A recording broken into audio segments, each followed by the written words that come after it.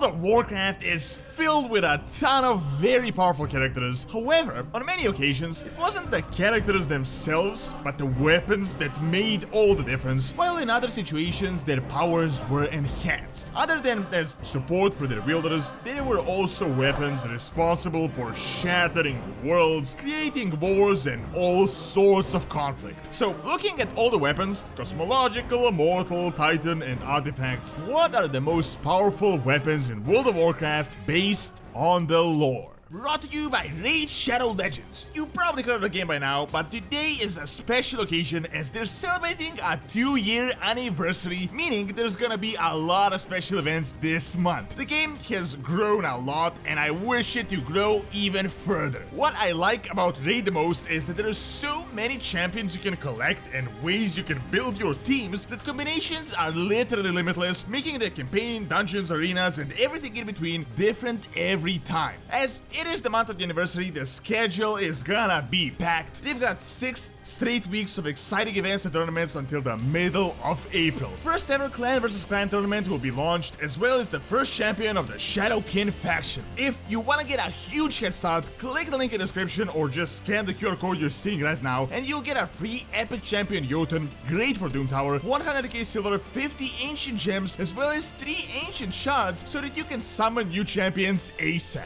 All the rewards will be right here for the next 3 days, so check out the link in the description and see you in game. Number 10. Axe of Cenarius.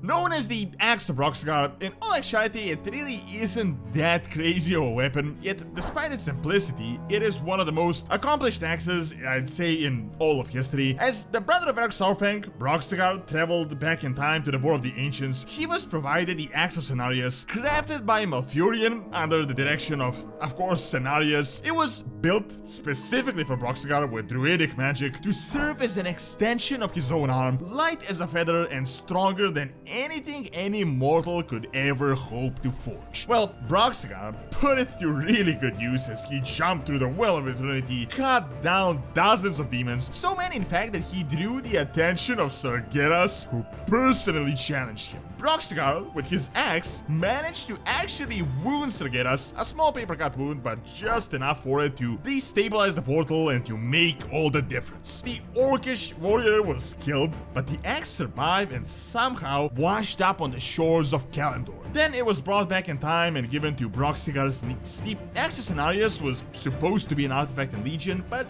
it ended up not really fitting the theme. Number 9. Chalamine. Not really strong on a cosmological scale, but Chalamine is one of the most critical weapons on Azeroth, and more than likely it will be the future of the Shadowlands. Long ago, there were 2 swords, Shalator and Elamine, wielded by the Night Elven twins in the War of the Ancients. Eventually, Jaina came into possession of them and she gave them to Varian, who was at the time split into 2 personalities. As Varian was combined again into one person, the blades merged as well, becoming now known as Chalamine. The first victim of it was the dragon Onyxia, then it was used against Garrosh and his Gorhal, then in the Battle of the Broken Shore when it was once again split in 2 to fight the demonic armies. However, as Varian fell, the sword was lost, only to later be found by the new King of Stormwind, his son, Anduin Vryn. Most notably, Chalamine was given to Saurfang, who with the ability to split, managed to wound the jailer-empowered Sylvanas. However, as the jailer abducted Anduin, the sword was taken away. At the moment, the fate is unclear, but we have seen the jailer himself ordering the creation of a Mournblade in the shape of Chalamine in order to turn Anduin into a weapon. We don't know if it is a replica or if it is really the twisted version of the original weapon. However, despite not being a universe-shattering weapon, I feel like Chalamine might be playing a huge role in the future, akin to Frostmourne. Number 8. Frostmourne. The Sword of the Jailer, crafted directly by the Rune Carver in Torghast. Dreadlords then more than likely manipulated the Legion and got Kill Jaden to create the Lich King from the Zul, whom they gave his sword. From what we know right now, Frostmourne, along with the Helm of Domination, was meant to give an opening for Zobal to reach Azeroth through the Legion. Well, later on, Ner'zhul manipulated Arthas to take it, who was then corrupted by this sword. Since becoming a Death Knight and later a Lich King, Frostmourne captured countless souls and was overall insanely powerful, to put it lightly. With Frostmourne, Arthas shattered fellow Melorn, the blade of the King of Ultalash. He defeated Illidan and in the end defeated all the players with it. Ultimately though, through the light and the Ashbringer, Frostmourne was shattered into bits and pieces and we were all freed. Then, in Legion, from its shards, 2 new weapons were created. Now, Frostmourne itself, while incredibly powerful in combat, isn't on this list just for its firepower, but because this is literally the weapon of the Jailer, and with the blade and the helm, the dimension of the Shadowlands was connected to the material plane of Azeroth. Because of this, Frostmourne will remain forever written in the history of our world, and not just Azeroth, but the entire universe. Number 7. The Ashbringer. Kinda funny that a human dwarven sword is on the list with these titanic weapons, but the Ashbringer is one of the most important artifacts on Azeroth, hands down. Originally, it was built in Ironforge as Alexandros Mograine found a dark crystal that no one really knows what it was. With the blade, Alexandros cut down so many undead that it is hard to even count, but ultimately, he was betrayed by his son Renaud, who had murdered him, and with it, the Ashbringer was corrupted. Then it got into the hands of Darien, his other son, and ultimately Tyrion Fordring, as the blade was finally purified. Now, with the Ashbringer and the light, Frostmourne was shattered, the Lich King defeated, and Azeroth was saved, at least at the time. Now, knowing that this is a Mournblade of the Jailer built by the Runecarver, it makes the Ashbringer even more impressive. Subsequently, the sword ended up in our hands to defeat the Legion, and then its power was drained to cleanse the wound from the Sword of Sargeras. Now, I am aware that the Ashbringer isn't a cosmological superpower titan weapon, but there was no way I could rank it below Frostmourne, even though I believe Frostmourne is overall more important, as after all, the Ashbringer did break the sword of the Lich King. Number 6. Ramornia. One of the most unique weapons in the entire universe, mainly because this blade is actually sentient. Ramornia is the weapon of the Eternal One, Sire Denatrius, the leader of Revendreth, and despite his reign not lasting much since we've arrived, we've seen Ramornia in action quite a bit. Not much is known about the sword right now, but we've seen its full potential as Prince Renatol rushed to attack Denatrius, and he was nearly cut down by the blade, flying in from the sky with insane speed from all sorts of different angles. Then we fought Ramornia at the end of Castle Natria, and the sword posed quite a threat, although ultimately its master was defeated. The blade absorbed the essence of Denatrius, but was prevented from escaping and is now serving as his prison at Dawn Keep. Ramornia might not be the first blade to have a mind of its own, but it is the first one we've seen that acts almost independently from its master, more akin to a soldier than an actual weapon or a tool. Number 5. Xalda. Probably the most ancient weapon on all of Azeroth. No one knows who or what Xalda is, but we know that she's a sentient entity within the blade. Some say the blade is the claw of Y'Shaarj, some say it is a remnant of a forgotten old god that was consumed by the others. Regardless, it is 100% infused with direct old god power. After they were imprisoned by the Titans, Xalda remained free and ended up in the hands of a troll witch doctor, driving him to Zandalar to awaken a Catraxi general who then started a catastrophic troll-Akir war. Subsequently, it ended in the possession of a Naga after the Sundering, then in the hands of a Dark Iron Dwarf thousands of years later, only to betray the owner in the most critical of times. Then, a human priestess found it following the First War, and both her and her followers were all corrupted. Later, it ended in the hands of the Twilight Scammer cultist that attempted to awaken yet another Catraxi, but was then betrayed. The Catraxi was consumed by the dagger, and the player priest got into the possession of the artifact. Following the battle against the Legion, most of the blaze power was consumed in order to drain the poison from the Sword of Sargeras. Now, in Battle for Azeroth, Xalda helped us uncover the Naga plot, only to betray us, join Azot, and to escape the blade. Then, just the blade was used by Shara, and ultimately Rathian, who used it to stab N'Zoth in the final battle. From that point forward, we don't know what happened, although many speculate that the dagger was destroyed in the battle against N'Zoth. Regardless, Xalda is still not only the most ancient, but also the most mysterious weapon, and it is more of an entity than a simple dagger, having played a role in some of the most critical events in Azeroth's history. Number 4. The Adraki War Blades.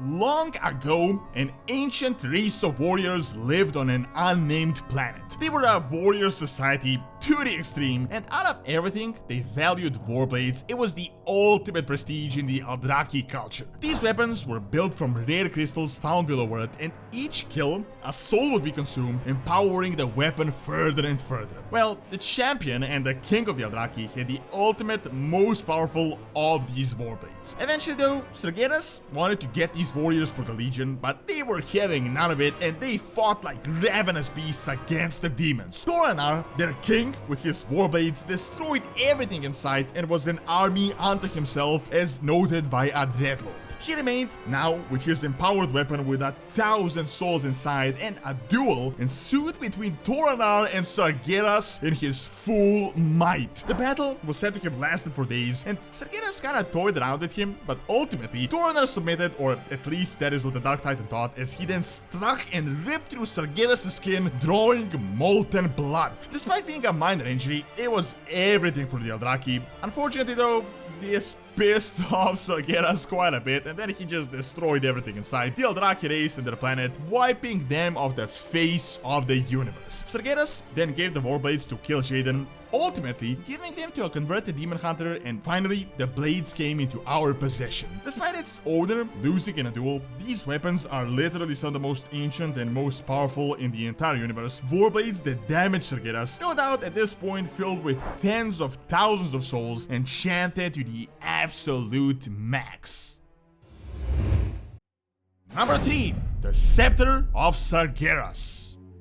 Probably the craziest weapon on this list. As Sargeras failed in the grand invasion at the Well of Eternity, he wanted to do something a bit more subtle. He wanted a weapon that can create a portal anywhere, that could only get a small portion of his power, but it would be a lot more flexible. Therefore, he commanded the Eredar to create a jeweled Scepter of Sargeras. They would channel countless portals into the staff, weave it into the fabric of reality, allowing it to essentially control the seams of the universe itself. To fuel this, he sacrificed hundreds of demons of the failed invasion, and thus the staff was born. He saw the first opportunity in Northrend, but was defeated by Adwin, who then buried him and the scepter in the tomb of Sargeras on the Broken Isles. Then, as Kil'jaeden found him, he said, "I'll take that," and then wanted to use it together with Kil'tas to summon himself through the Sunwell. Most recently, Gul'dan had it, but it was stolen by the player Warlock. Overall, this is no doubt one of the most powerful weapons on this list. The personal weapon of Sargeras, weaved into the fabric of the universe, capable of opening interdimensional portals anywhere in the entire cosmos. A weapon quite literally out of this world.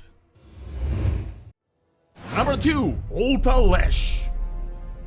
Long ago, when Sargeras was a titan, he created the plane of Mardum to serve as a prison for all the demons he captured, and with his work being quite successful, the planet was filled to the brim, as it literally was a green star in the great dark universe. Well, his plans changed. He decided to just undo everything the Titans had done and all the work he had done, and therefore he returned to Mardum. Now, Sargeras planned to destroy the prison and to recruit all the demons he had captured to his new legion. Well, while he was gone, a Natris team, Ultalash, rose to power and became a new leader of the prison, and he wanted to enact revenge on the Titan for imprisoning all of them. As Sargeras now began recruiting, Ultalash and many demons of Mardum refused to join. Sargeras, in response, created a gigantic site from the destruction of Mardum, and he cut down all of the rebellious demons, trapping their souls within the site, and ultimately trapping Ultalash as well, whom he named after the blade, mainly on a spite. Since then, the Dreadlord had whispered to everyone who wielded it, attempting to escape, and most recently, Sargeras gave it to Satael, a corrupted Eredar who ventured to Azeroth, and who, not surprisingly at all, attempted to overthrow Sargeras as everyone else had done in the past. Therefore, Sargeras manipulated the then Guardian of Tirisfal's Scavel to hunt her down and to hide the weapon. Later, it was found on Medivh, and most recently, the Council of the Black Harvest. According to Khadgar, the blade is still around and is hoping to this day to eliminate Sargeras. Despite making a brief appearance in-game,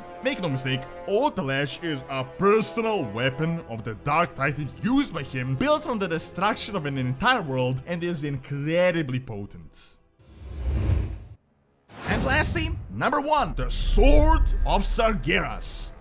No one knows what this sword really is and where it came from. In the original non-canon RPG lore, Sargeras had a massive sword that was split as he went mad. However, it now seems like Blizzard either retained or altered a bit of this retcon lore. We can see Negramar wielding Ultalash, one fragment of it, so there is a possibility that Sargeras managed to somehow reform his Titan sword, and all we know at this point is that the blade was crafted from hatred made manifest. Now, if this is the original sword, that would be insane, as the Titan sword was the one used when Sargeras split an entire world in two with a single strike. This sword though also seemed to be quite potent as well. It's like fifth of the size of the entirety of Azeroth. Sargeras, as he was about to be imprisoned, impaled the world soul of Azeroth quite deep and almost killed it. However, with the artifact weapons we were able to cleanse the poison inside it. Now, despite not knowing much about the sword, I don't think I really have to explain why this weapon is number 1 on the list. Just look at the size of it.